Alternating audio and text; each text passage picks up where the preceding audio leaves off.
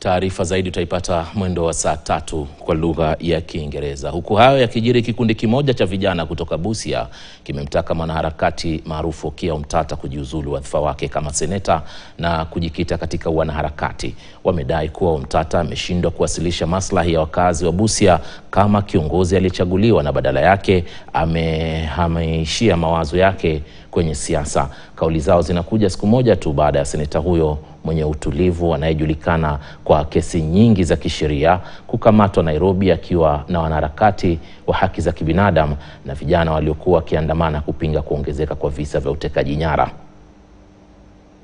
We Busia young people, Busia youths are missing the representation of our senator at the legislative level, and that's why today we are here to show our disappointment and to make some requests. Actually, it's not a request, to tell him, to remind him to do whatever we people of Busia elected him to do. His preoccupation with filing lawsuits and engaging in public theatrics has left a glaring void in critical oversight role that our county desperately needs. We want to warn those Kenyans who have been lied that Senator Okiya Omtatah is a great leader. He is not.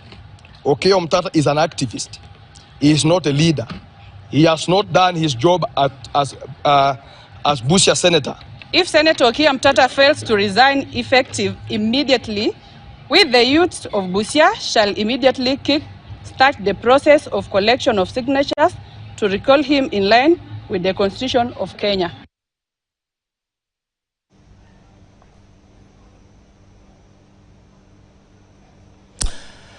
Naam, tukiachana na hayo kidogo, shule zinapotarajiwa kufunguliwa